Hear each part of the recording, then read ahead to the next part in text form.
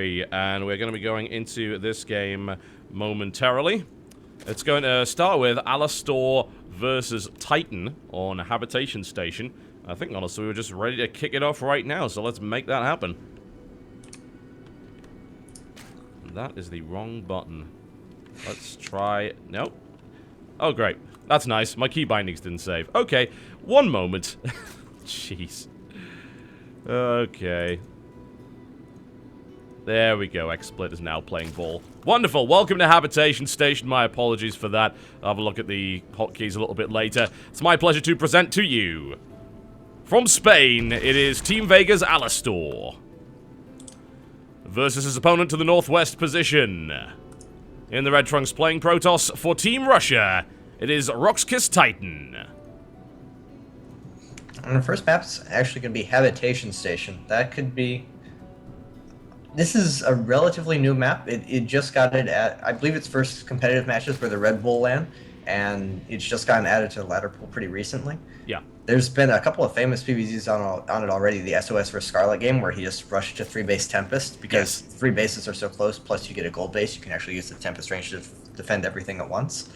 And Protoss does, I don't know, they don't benefit as much as from the gold base as Terran does. The gold base is always just kind of like a bit of a question mark because we don't see too much of it in competitive play before it was removed because it wasn't considered very good. This is one of the first maps in a long time to reintroduce it. And it looks like VortiX is actually going to expand there really quickly if he can. He has a drone sitting over there waiting after his hatchery block of the natural of Titan. Now, this is an interesting strategy already. It is a little bit unusual, isn't it? It's forced a lot of probes off the line here for Titan, which is certainly crippling his income. He currently only has 9 probes mining at his main, which is not so great. The Forge also didn't go down early enough to do any kind of cannon rush, in my opinion. I mean, you could pylon block the natural, but hang on a minute. AlaStOr's actually cancelled the gold base. Oh no, he hadn't started it yet. He just has okay. that drone out there. I think he may have sent the drone out very, very early so that Titan wouldn't see it on the way and wouldn't try and block it. I believe that's what's happening. So yeah, he's just waiting for his minerals to accumulate. He's going to drop that, and he is going to be forced to cancel this hatchery. There's a couple of different ways Protosses can choose to deal with the hatchery. They can either send out a bunch of probes in time to kill it, and we see that Titan knows exactly how to do that because he's going to kill it before the queen actually gets out, which is the important part. Because if you get a queen out, then you drop creep tumors, and then you can't take your natural forever. So Titan, very, very prepared. He understands how to deal with this, and he's actually going to do a cannon rush, but AlaStOr sees it immediately and has 4 lings on the way. But if he gets a pylon block up, he's going to be able to, he's just going to be able to cancel the expansion. Link won't get there in time to deal with the pylon block. I'm kind of surprised that AlaStOr actually let that hatchery finish. I mean, you would have thought he'd go for a cancel there, but he did just lose a full hatchery there. He wanted to get the, even the creep that you get just from having the hatchery exist is enough to delay the Nexus by a good amount. He wanted that. It's pretty close whether it's worthwhile or not. He obviously wanted it to be. And Titan actually choosing not to pylon block, that might cost him this. If he pylon blocks, then for sure both those get up, but he will be fine anyway. And that's really, really bad for AlaStOr. Yeah. As you mentioned, he did see it coming, but he didn't seem to respond quite quickly enough. It's pretty hard because that's so far away, and his circlings are pretty significantly delayed because he did that aggressive offensive hatchery anyway. I'm not sure if it's actually possible for him to hold a cannon rush if his opponent goes for his first, in this situation. Besides having a bunch of drones out there, and at that point it gets inefficient anyway. Well, that was a really strange start for both players. As you mentioned, the Nexus did get heavily delayed, and it comes down at the 5-minute 35 mark, which is extremely late, considering what's going on there with the Protoss player. And then we see AlaStOr just expand downwards instead, rather than taking the gold base now that he can't with those 2 cannons there. Pretty significant investment from Titan, but I guess you could also argue that with 1 dead hatchery and 1 cancelled on the gold, it was also quite costly for AlaStOr. Yeah, and another thing is this seems like a very carefully planned out build by AlaStOr. One thing to keep in mind, Titan is the much more established player here. AlaStOr is kind of he's very definitely the underdog, and he came in with what looks like a very prepared build. He went out and did a hatchery block. Yeah. He had a drone already out at the gold base. He was clearly planning on that from the start. And that's two very, very unusual things, and he's doing them all at once. He definitely had something that he had a game plan going into this match. It was very non-standard. And in losing that gold base could definitely mess it up, because if he wanted to do something like a Roach all-in, a big Roach Link timing or something, he's going to have significantly less income to work with, and he's going to have to make a lot more drones to get up to that same point, because he doesn't have that gold base. So I would say that killing that probably threw him off what he wanted to do. And he actually does drop a Roach Warren right now. So I think that cannon rush there was definitely worth it for Titan, if nothing else, just because it's going to mess up AlaStOr's plans. And I think AlaStOr is the one who needs something funky to happen to really win this game. Yeah, we've already seen quite a few Protoss players complain about the presence of the gold base, claiming that that makes the map very much Zerg favored, and saying they've been struggling with Zerg when it comes to that. So I guess a good reaction to that in the metagame is to ensure that you get that Forge first, and you can cannon that gold to make sure that the Zerg can't get a hold of it, and then that balances the map out a little bit more. Yeah, Zerg has a lot more they can do with a big excess of minerals early game. Later on in the game, big Zealot warp-ins and stuff become a bigger factor for Protoss. But early on, it's all Roaches and Lings that take advantage of the minerals. So that's big for Zerg. And it looks like Titan's actually looking to do a little bit of four warp gate pressure. And he has a Stargate following up behind it. Oh, AlaStOr actually finds it, but is he going to be able to kill it in time? That's debatable. He does have a lot of lings, actually. The Zealot goes down. Stalk is going to go down as well. Roach on the low ground there. Will Titan risk a warp-in? Unlikely at this point. The Mothership Core's damage is not enough, and that's the pylon out of the way. So that does leave him with the pylon at the gold base, but that's a bit of an awkward warp-in point. There is one a little bit further down here that AlaStOr has not found. Yeah, with Roaches already on the field, Titan's not going to bother with that. He only has the 4 gateways. He wouldn't accomplish anything by sending Zealots to that. Yeah. And Titan actually putting down a really, really ballsy third Nexus. But with 4 gateways, he should be able to defend that, because AlaStOr's not all-inning yet by any means. No. He just has a handful of defensive units out on the map. He's going to pick around, do some damage if he can, but that third Nexus should go down. Oh, we'll see about that. There are 8 Roaches on the field, but they're not all there as of yet. There is a Mothership Core, which does little more than tickle Roaches. Void Ray here. And one charge Void Ray is enough to obliterate approximately 5,000 Roaches, as you can see here. Titan is wrecking his way through that. However, we're looking for the cancel here by AlaStOr, and he forces the cancel out. He spends 8 Roaches and some Lings to make that happen. I'm really quite surprised. I thought Titan would be able to defend that third base, but the Roach is able to just take it down beforehand. But that's not the biggest of deals. He actually lost 7 to 8 Roaches, handful of Lings, just in order to get a Nexus that was maybe halfway done canceled. It's good, but it's not a perfect trade-off. And he's switching into Hydras at this point upon seeing the Void Ray. And that seems like a kind of an intuitive response to most people. You see air units, you make Hydras. Yeah. But it's actually pretty dangerous, because if it gets to the point where Hydras have a bunch of Chargelets and or Templar under them, and we already see the Twilight Council coming up for Titan, Hydras really don't function that well as a counter to Void Rays if there's anything under them. If you can isolate the Void Rays, then it's okay. But I'm not sure if he's going to be able to do that. AlaStOr, however... Oh, and actually, Titan making use of that other pylon you mentioned down at the bottom of the map, and sending in a bunch more Zealots while harassing the main with air units. Nice. And AlaStOr doesn't really have any units to deal with any of this harassment. No, he doesn't. He's got 5 Queens, and a Roach, and a single Zergling. That drone line taking some damage. The Oracle actually looking to pick off the Queen, gets that before the Transfuse kicks in as well. Charged Void Ray and a bunch of Zealots. That third is most assuredly forfeit at this point. There are not enough units on the field. There's 12 Hydras on the way.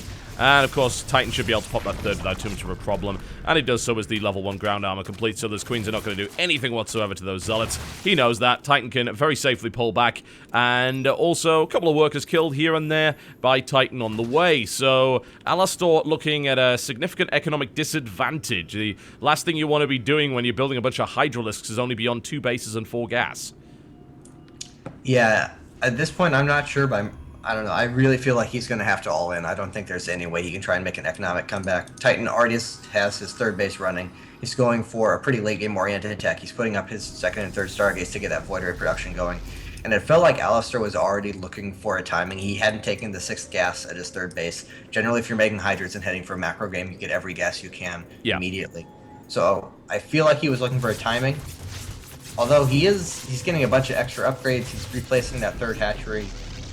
I don't know. Going for a macro game here is a big, big mistake on AlaStOr's part. It's hard enough to deal with that Protoss composition on even footing, much less having your third base starting as theirs is finished. Yeah, it This seems is gonna like be tough. the last thing you want to do as well is take the gold base that has this massive air void right next to a 3 Stargate Protoss. And AlaStOr is no way in a million years going to allow that gold base to actually go up and mine. Surely. I mean, Titan will take that out completely. I don't think he even cares. I think he's just going to build up a big army and then Just wipe smack him in AlaStOr the off the face? map Yeah, I guess as soon so. as he feels like it. Probably just wait for Templar Tech. Maybe just, yeah, there goes the Templar Archives there. But he's going to have Charge Lot finished before this attack hits. He has 3 Stargate Void Rays pumping. He has the Nexus Cannon available if he needs it. This is going to be really, really tough. And a lot more Charge Zealots warping in. And they are 1-1 now against the 0-0 Hydras of AlaStOr. If AlaStOr actually chooses to go in here, this is going to be a massacre. I think so, especially with a few sentries in that mix. If the force fields are good, I mean, they could be disastrously bad and actually keep all of the Zealots away from the Hydras, which would just be terrible, but I think that's really going to happen. Titan's already fired up his Nexus Cannon, and AlaStOr continuing to menace this. I mean, level 2 ground upgrades for the Protoss players about to be done, and AlaStOr does not want to be hitting this, surely, but he's going for it anyway. He's bringing the Queens out, he's got some Transfuse energy, but there's even going to be some... Oh, dear lord, there's some Archons being mixed into this one as well. This seems like suicide for the Zerg. It is, but he doesn't have many other options. He kind of knows he has to make something happen before the Templar Tech kicks in, before there's 12 Void Rays on the field. And this is his opportunity. Here it is. He lines it up, and he puts out as much firepower as possible, which is going to be enough to deal with the Zealots, certainly, but... The Void Rays are definitely taking some damage. Some roach reinforcements come in on the ground. The ground arm is actually dead now. I have to wonder if these amount of Queens will be enough. Well, the answer is no. There's so many Void Rays. There's already 8 on the field. This army is getting absolutely flattened by this Protoss Air Force here. Yeah, I don't know. AlaStOr did a little bit better than I would have expected. He killed off most of the Zealots. I kind of thought he was just going to get completely rolled, but he didn't even touch the Void Ray fleet. And that's the expensive part. Like, you kill a bunch of Zealots, they get remade. You kill a bunch of Void Rays, then maybe you can make something happen. But the expensive part of the army is still there. Titan's just going to warp in a few reinforcements and probably go for the kill. Yeah, there's no real reason to drag this out at this point, especially when he sees that gold base. Because you don't want to let gold base run for too long. That kind of mineral income can turn into something. Although here, I don't know, AlaStor's standing army is like 2 Zerglings or something. Pretty much, yeah, and they don't shoot up. I mean, there's 10 Hydralisks, there's 1 Void Ray for every Hydra, plus there's an Oracle in there, and some Zealots as well. There's some games where you can't really call it early, but really the only way Titan loses this from this point is if he decides to sit around with his thumb up his arse for 10 minutes. Aside from that, AlaStOr doesn't have anywhere near enough to stop that many Void Rays. Yeah, and Titan is playing it super safe. He's taking that gold base, which is going to translate into 10 gateway production under the already existing massive Void Ray fleet. He's getting Psystorm and everything. If he were to attack, maybe something funky happens. He accidentally loses all of his units. But as is, I don't know how AlaStOr can do it, because he's not anywhere near Hive. He doesn't have very good upgrades. He's not continuing to upgrade. Storm not finished yet here, at least, but I think the Void Rays could kill everything on their own, much less the charge lots. Yeah, I was going to say, I think the Zealots will do the job with 2-1, honestly, up against 1-0 Hydras. There's the GG, and Titan flattens the first representative from Spain in his first best-of-5 series with, unfortunately, some questionable decisions, I think, from the Spanish player there. Yeah, that was a tough game, but I mean, it's as to be expected. It's AlaStOr against Titan. Titan clearly the bigger player going in there. I feel what Spain was doing is they know, as much as VortiX said, you know, Majestic's our best chance to take out Happy and whatnot. VortiX knows he has to 3-0 them. I think they put AlaStOr out as a bit of a sacrificial lamb. Give him a map where something cheesy can happen, ZVP. Make something happen with the gold base, maybe if you're lucky. But really, when it comes down to this, Spain's pretty all in on VortiX. I think so. We'll certainly see what Majestic can bring up. AlaStOr, he seemed like he could have taken out Titan, but the decision-making didn't seem to be there. He took some interesting risks. Build orders didn't quite pan out. If perhaps he'd been able to shut down the cannon rush on the gold, maybe that game would have gone differently.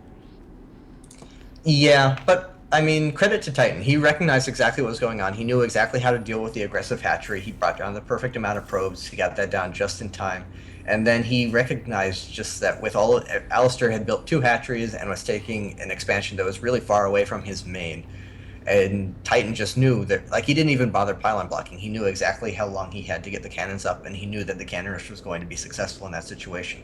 So it looked like a really easy win, and part of that was just because Titan was better and AlaStOr made some mistakes, but Titan also secured himself a really good advantage, you know, but by merit of his own decisions early on in the game. So Titan really just did, not a super impressive game, but he did everything he had to absolutely perfectly.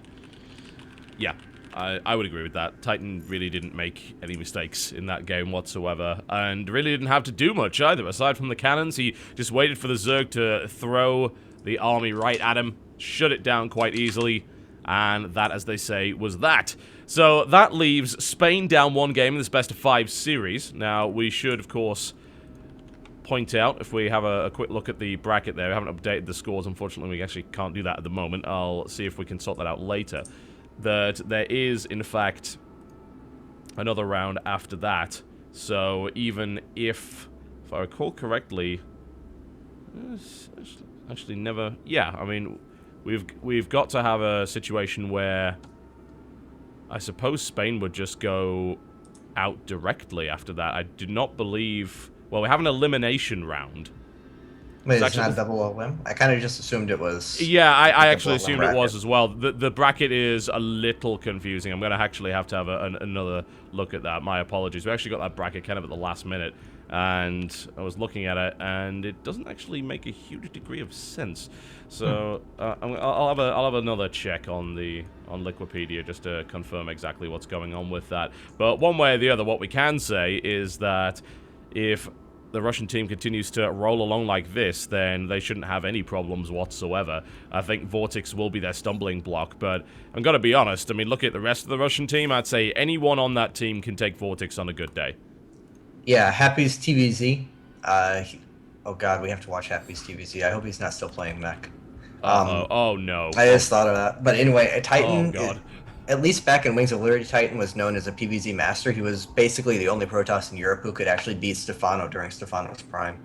And Happy TvZ is bread and butter. He was saying, or VortiX was saying in the pre-match interview, they wanted to get Majestic against him just so it would be a PvT. And then on top of that, sLivko is just like a really good player, and ZVZ has some element of weirdness to it. Anyone can beat anyone. So VortiX has a lot to do to get through this lineup, even if he is the better player than all of them, and I think there's a pretty good argument you can make that he's not. So it's going to be tough. Yeah, I certainly agree. Now, for those of you who don't know, actually, we are looking at the group stage dual tournament format, and then the playoffs will be single elimination. So that's how things are going to work. The bracket didn't exactly reflect that, so that was a little confusing, but yeah, we will be playing the dual tournament, which is the GSL format, meaning that it is effectively double elimination in the round of 8, and then in the playoffs it will be single elimination. Alright, we are looking at VortiX coming out actually for Spain, so they're not going to wait around on this one. That's kind of interesting. I'm not sure what the reasoning for that is. I figured they would try and cheese out anyone they possibly could before putting in VortiX, and then just keep him as the backstop. I guess, I don't know. Maybe Majestic feels really, really uncomfortable in PvP, and they kind of want to hope that Happy's going to be Russia's anchor, and then if it ends up at Happy versus Majestic, then Majestic can maybe take that. Yeah, I wouldn't necessarily throw sLivko into a ZVZ with VortiX. That doesn't necessarily sound like the best idea, so you might end up seeing Happy. Idra, Greg, sorry, we're just waiting on you here, actually, in the lobby. I don't have an invite. Yeah, apparently, I guess the invite must have gone out. I will let the admin know. And then we'll get you into this game. So yeah, I guess VortiX is really the best pick at this point, because probably the best bet you've got of taking out the Protoss player there. Then you can force out their Zerg. Well, I guess actually they already killed their Zerg. Never mind. So, I don't know. Yeah, I really think it's just that they want to hold Majestic and wait for Happy. I think he's kind of only intended for that. Just judging by the interview, judging by the state of PvT. And then this pick here. So they're hoping VortiX takes out Titan and sLivko, and preferably Happy. But if Happy happens to beat VortiX, then they throw Majestic does something funky PvT. Yeah, that makes sense. I guess that's the rationale here. Well, it certainly seems to be a good rationale as far as I'm concerned. We'll be going into the next game on Derelict Watcher very shortly between these two folks. And currently, we have the Russian team leading 1-0 up against Spain. And here we go. Or not. Ah, there we go. Okay. Fantastic. Last thing we want now is a little bit of lag. So, to the northeast position, ladies and gentlemen, the blue trunks for Team Spain. It is Mouse Sports VortiX. Versus his opponent to the southwest position, currently up 1 game in this best-of-5 series for his country, Russia. In the red trunks playing Protoss, it is Roxkiss Titan. It's going to be on Derelict Watch. If Titan wants to continue to go for the very Void Ray heavy style, which has become extremely popular PvZ recently, this is another pretty good map for it. Really long map, pretty easy to secure 3rd, really hard to take 4th. So that's a lot of factors that go in favor of that. I haven't seen Titan play PvZ in actually a very long time. Back in Wings of Liberty, he was very heavy on 2-base Immortals. So I'm not sure what his go-to style is, but that 3-star Void Ray is becoming exceedingly popular just amongst everyone, and seeing him use the first game, he may just be going for that every time. And we can see how VortiX is going to try and counter that. VortiX has always been one of those players where he's really, really good in a straight-up game, very good at a macro game, he can beat anyone at that, but he also likes to do really weird, funky stuff. Like, I actually thought it was him for a second when we saw the aggressive hatchery and that potential gold base, because that seems exactly like something he would do. Maybe he even told AlaStOr about this strategy, gave him the idea for it. So we could see something funky from him, but he is just going for a 15 pull thus far. Well, Titan's going Nexus first, which honestly seems reasonable considering he's going up against a 15 pull. If it was anything earlier than that, he might have been in trouble, but I think he should be fine. And he's actually gone Nexus first and then a Gateway, which is the greediest build Protoss can do. Obviously, for going the Forge, you don't get a cannon down immediately. If there is some kind of rush, especially if there's like a speedling rush or anything, you kind of just die. But the upshot of this is that he's going to, if he wants, have an exceedingly fast, very powerful 6 to 8 warp gate rush, if he wants to go for something like that. And he's actually putting down a single gas.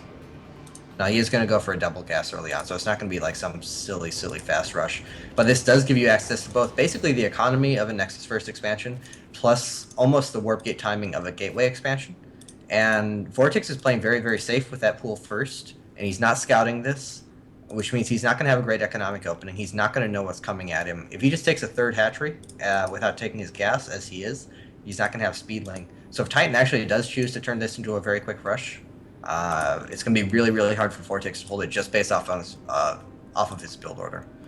It's really we saw cool. things like this happen, actually, I think with Scarlet versus Hitman on this very map. Hitman just kind of got a free win because this exact same scenario played out. Yeah, it's a bit awkward for the Zerg player, because the Zerg player wants to be a base ahead whenever possible, but with the Nexus first going down, and then the Zerg player only scouting it very late, then going into the 3rd, it's a bit of a dice roll, because, as you said, if Titan decides to suddenly build a bunch of gateways and then go once Warp Gate is done, the likelihood of VortiX actually having enough units out to hold that is questionable. He ends up then losing his 3rd in that scenario. Yeah, and it's very, very hard to find any kind of reaction as there, because by the time you scout it, it's not common to drone scout. It's just not really worth it early on most of the time. But by the time your Overlord actually sees what's happened, it's far too late to really respond, especially in this case, as VortiX didn't open up Speedling anyway. I don't know, opening up Pool First just leaves you very vulnerable to this. However, Titan is dropping the Forge. He's not chrono boosting out Warp Gate. He hasn't added anything additional yet. He's building up a good amount of gas. So he may not be going for that kind of warp gate all in at all. He may just be opting for the better economy, along with a quick gateway to kind of scare VortiX. But VortiX is not scared. He has not put down, he's putting down gases at the normal timing here. He's not rushing them out. He's not headed straight for Speedling or Roaches or anything to try and keep himself safe. So this could play out pretty okay for him. Yeah, very, very generous of Titan to give VortiX the shot there. A couple more gateways going down, of course, just to try and complete the wall off, make sure that run-bys are nowhere near as effective as they otherwise would be. Starting with a +1, so Titan playing just a little bit more traditionally here, and certainly not aggressive. He probably won't try and poke out until +1 is done at least. +1, putting down the 3rd and 4th gases. He's actually sending out a probe. It looks like he might be going for a really, really early 3rd Nexus. And this is something that may look kind of risky. It seems like he shouldn't possibly be able to take a 3rd base at this point. There's actually not much VortiX can do to really stop it. Even VortiX is putting down a very early Roachhorn, pretty early Roachhorn, mainly just because he's been in the dark. Scouting was denied very well by Titan, so he doesn't know if some kind of all-in could be coming. Oh, I don't know. Did that Zergling actually see? The Zergling didn't actually see the expansion. No, it didn't. See the pylon or the Nexus or anything. So VortiX is not yet sure that that third base is actually going down. And if you don't know that third base is going down, it's very, very hard to actually do anything to it because you really have to commit to kill that third base. Yeah. Even if you do it, sometimes isn't worth it. So he has a bunch of Zerglings coming, but that's not going to do anything. No. Here. No, I don't think so. And really, you want to try and kill it before it completes, because if you don't do that, then the Mothership Nexus cannon becomes a factor, and that means that committing units to actually kill it is much more costly. Potentially, you can lose your entire army, not kill the third base, and then you might as well just give up at that point, because the Protoss then rolls over you. So that can be a real problem here, and VortiX's lack of scouting certainly hasn't helped him up to this point. Now the Lings move in, and they're not going to be able to get anything done here whatsoever. The Nexus is almost done. This puts the Protoss player in a really nice position, so where do you go from here if you're VortiX? It's really, really tough. He's been completely in the dark. He put down a bunch of, well, 3 Spore Crawlers, and when the fake Oracle flew in his base, he actually thought it was real. He pulled his drones off the mineral line for a second out of fear. And it's 3 Nexus versus 3 Hatchery, a big upgrade advantage already for Titan, and he dropped his second Forge, so he's just going to maintain that. The Robo is already completed. It looks like Aspire is going to be the go-to from VortiX. He is going to try and get up to Mutas. He's getting Roche as well, but that's more defensive. He's not going to be able to do any kind of timing attack here. Titan's build is just far too good, and he has a lot of mana already built up on those on those sentries. So I don't know. He's going to have to hope that he gets a big Muta flock going and just snowballs off that, because right now it's really, really tough. They're almost equal supply. Titan, actually, if anything, might have the economic advantage. He's already getting up to 6 gas. Definitely a tech and upgrade advantage for Titan. Yeah, certainly. VortiX, no 4th hatchery, no 4th base coming. It's just it's a tough opening. Titan played a little bit on the greedy side, and VortiX played extremely, extremely safe, and that just clearly doesn't line up well for the safe player. Evidently not, yeah. This Spire could be the saving grace. If there's anything the Titan isn't really doing right now, it's preparing for a Spire play. He doesn't have a Stargate down. He is bringing out some Stalkers, but he doesn't have his Twilight done yet, so he hasn't researched Blink, and even then, as we're well aware, Stalkers are not really the ideal answer to Mutalisks. You preferably want Phoenix in that situation, but my concern is that if Titan just pushes out right now and starts to really hammer this one home, especially with the Immortal in the mix and upgrades on the way, then things could go really well. I'm kind of surprised to see that Time Warp go down the middle of nowhere there, and the force fields were a little bit questionable, so I guess it just seems like Titan wants to secure his half of the map, and is not necessarily interested in attacking yet. Yeah, he certainly hasn't committed to it by any means. He has 7 gateways, I think, and if you want to do this quick third base into an attack, you make like 10 gateways. Because you have a lot of money to work with this kind of build. He's just kind of scaring VortiX a little, making him think he might be doing that kind of quick warp gate attack. But back at home, he's producing Immortals, as you said. He has that Twilight Council with Blink coming out, and he's actually gone for 1-1. He's upgrading shields consistently. Yeah. He got the first shield upgrade just because his Twilight Council didn't quite line up with his Forge timing, but he's actually getting +2 shield right now. Huh. In theory, that might be okay against Mutas because it helps the buildings. I don't know how much of a difference it actually makes in practical terms, because no one ever does that. Generally, so, no. I mean, unless you're going like heavy Archon that can really benefit from that, it is very unusual to actually see a shield upgrade going down there.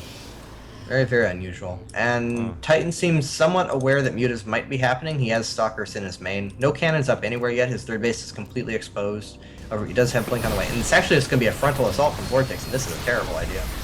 Yeah, I mean, this seems pretty suicidal, especially with the upgrade advantage the Titan happens to be sitting on here. VortiX just going right in, and it ends predictably. I mean, what the hell was that? Not what I'd call amazing. VortiX, of course, still has a supply advantage, but that's just because he's constantly pumping out units. But that was one of the most inefficient engagements I've seen in a very long time. And VortiX's split off of Mutalisks to try and do damage in the main didn't really work. If he'd maybe shut down the Twilight Council, that might have been worth it, but as it stands, he loses yet more Mutalisks. And with +2 shields on the way, what you're seeing here is actually a ridiculously heavy Stalker force and Immortals. And shields do benefit that. I mean, you're looking at equal HP for both shields and for the actual armor value. VortiX going in again, kills a few Stalkers and Zealots, but the Immortals just smash the Roaches up for a second time, and now the upgrades are about to kick in for the Protoss player. This is a funky game. It's going to get pretty silly from here. I don't know what VortiX was thinking. Mutas, when a small number of Mutas might be the least cost-efficient fighting force in the entire game. Like, low numbers of Mutas are solely designed for harassment and map control and whatnot. They do not fight head-on very well at all for their cost. And so to charge into a Protoss who has that kind of composition, that kind of upgrade advantage, that kind of economic advantage, that was just absolutely suicidal. And the bases were very open to harass. There were no cannons anywhere. There's only a handful of stalkers in the main. Titan actually leaving his third base still very exposed. VortiX can definitely take advantage of that. He can just keep picking at that. But I don't know what he ever does about this army, because Titan just has so many stalkers. He's so well upgraded. And a bunch of mutes. Oh god, that was horrible to watch. VortiX just gets blinked on, and he's got +3 shields. I mean, that's an icon I rarely ever see. But you know what? With this composition against what VortiX is able to field, this is actually perfect.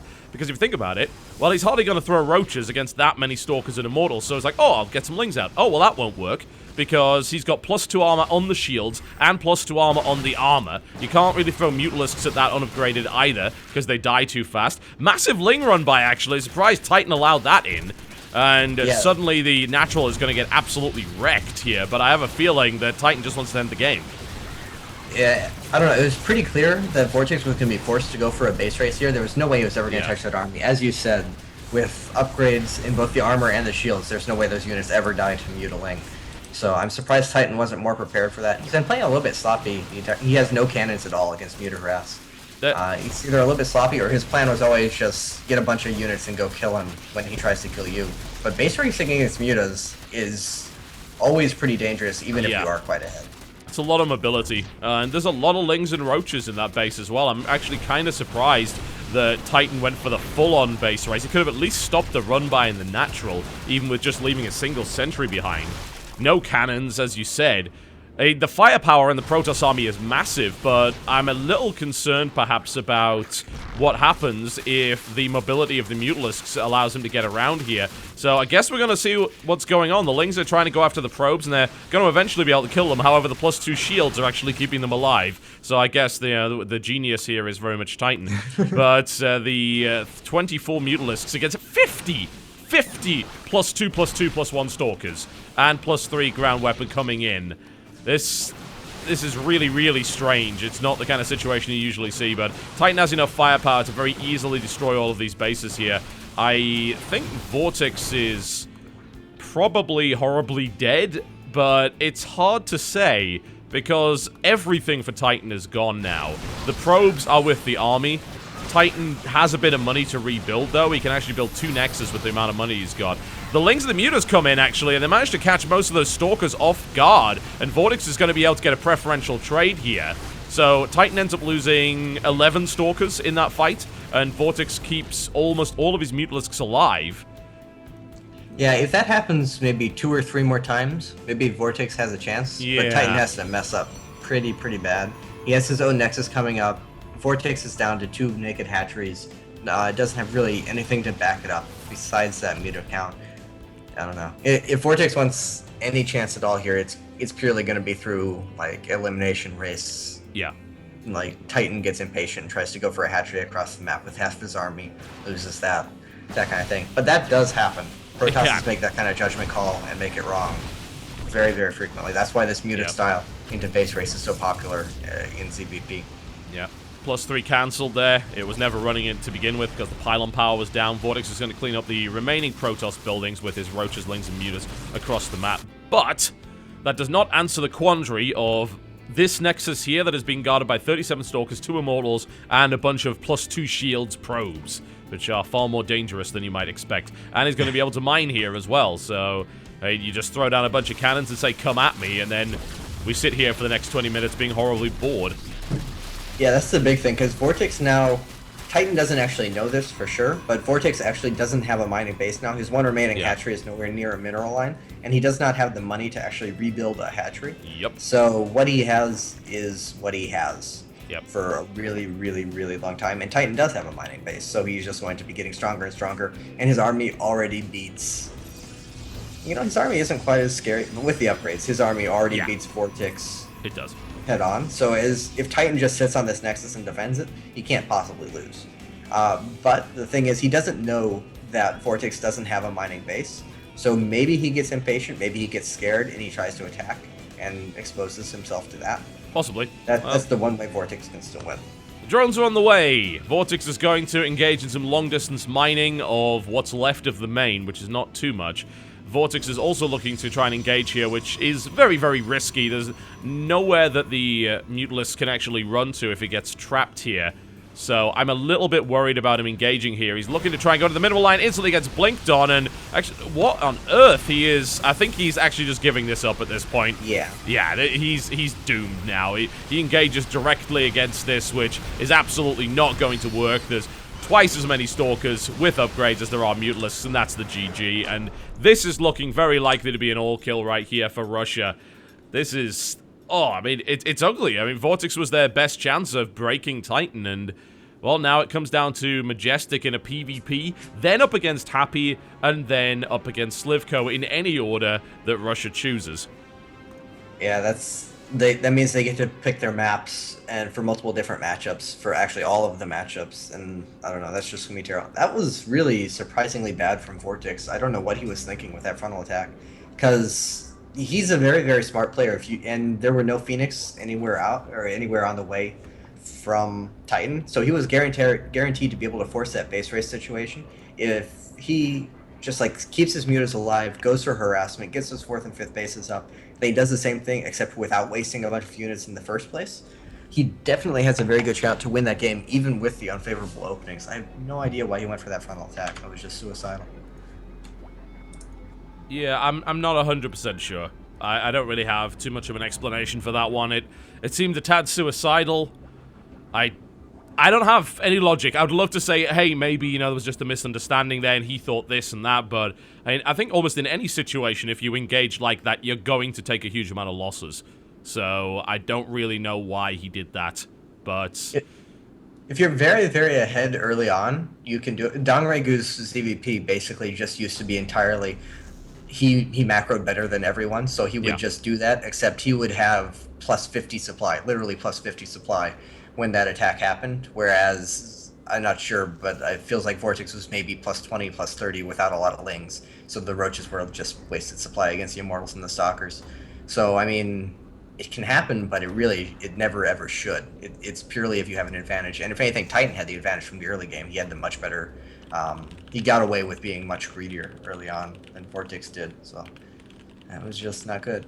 And now we get to see Majestic. I have never ever seen Majestic play. I had never heard of him before today, so... Yeah, I have no information on him, honestly, so I don't know what exactly he's going to be able to do here. What I can say is that he's up against the wall, and not only does he have to do a PvP, which is difficult enough in and of itself, but then he has to run up against two incredible players like sLivko and Happy, which is brutal.